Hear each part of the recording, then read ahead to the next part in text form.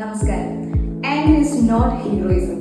ഇന്ന് നമ്മുടെ സൊസൈറ്റിയിൽ അല്ലെങ്കിൽ നമ്മുടെ സറൗണ്ടിങ്സിൽ പലപ്പോഴും നമ്മുടെ എക്സ്ട്രീം ഇമോഷൻസ് അല്ലെങ്കിൽ ആംഗർ പോലുള്ള നെഗറ്റീവ് ഇമോഷൻസിനെ വളരെ നല്ല രീതിയിൽ അല്ലെങ്കിൽ നോർമലൈസ് ചെയ്യുന്ന അല്ലെങ്കിൽ സെലിബ്രേറ്റ് ചെയ്യുന്ന ഒരു ട്രെൻഡാണ് കണ്ടുവരുന്നത്.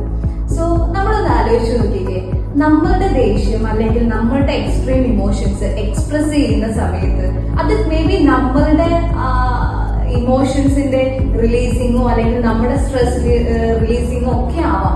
പക്ഷെ അത് നമ്മുടെ ഓപ്പോസിറ്റ് നിൽക്കുന്ന ആളുകൾ അക്സെപ്റ്റ് ചെയ്യണമെന്നോ അല്ലെങ്കിൽ അവർക്ക് ആ സിറ്റുവേഷനുമായിട്ട് അഡ്ജസ്റ്റ് ചെയ്ത് പോകണമെന്നോ നമുക്ക് നിർബന്ധം പിടിക്കാൻ പറ്റുമോ?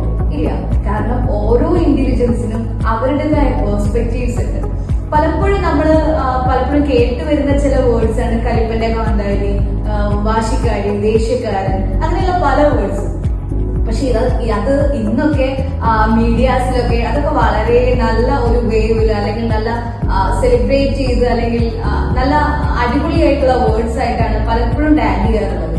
പക്ഷെ പലപ്പോഴും ഈ ഒരു എക്സ്ട്രീം ഇമോഷൻസിന്റെ ഒക്കെ റിലീസിംഗില് പലപ്പോഴും ഉണ്ടാകുന്ന ചില പ്രശ്നങ്ങൾ എന്താന്ന് വെച്ചാൽ റിലേഷൻഷിപ്പ് ബ്രേക്ക് ആവാം, അല്ലെങ്കിൽ പലപ്പോഴും പല ആളുകളുമായിട്ട് ഇഷ്യൂസസ് ഉണ്ടാവാം, വയലൻസ് ക്രിയേറ്റ് ചെയ്യാം.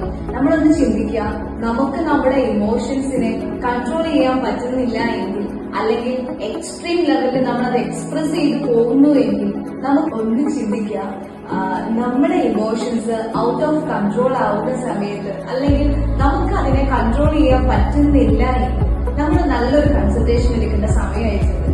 കാരണം നാളേക്കുള്ള നമ്മളുടെ നല്ല ഫ്യൂച്ചർ, അതുപോലെ നമ്മളെ ചുറ്റും നമ്മളെ ഡിപ്പെൻഡ് ചെയ്ത് അല്ലെങ്കിൽ നമ്മൾ ഡിപ്പെൻഡ് ചെയ്ത് നിൽക്കുന്ന ഒരുപാട് റിലേഷൻഷിപ്പുമാണ് ഈ ഒരു ഇമോഷൻസിനെ കൺട്രോൾ ചെയ്യാൻ സാധിക്കാത്തത് കാരണം അല്ലെങ്കിൽ ഇമോഷൻസിന്റെ എക്സ്ട്രീം ഔട്ട്ബേഴ്സ്റ്റ് കാരണമൊക്കെ ഡിസ്ട്രോയ് ആയി പോകും. അപ്പം നാളേക്കുള്ള നല്ലൊരു കരുതലായിട്ട് നിങ്ങൾ നല്ലൊരു ഇമോഷണൽ വെൽബീയിങ് ആയിട്ടുള്ള ഒരു ഇൻഡിവിജ്വൽ ആയി മാറാൻ വേണ്ടിയിട്ട് നിങ്ങളെ ഇമോഷൻസിനെ അനലൈസ് ചെയ്യാം. നമുക്ക് എവിടെയെങ്കിലും പറ്റുന്നില്ല തോന്നുകയാണെങ്കിൽ അതിനൊരാളുടെ ഹെൽപ്പ് എടുക്കാൻ മടിക്കൊന്നും വേണ്ട. B cool, B strong.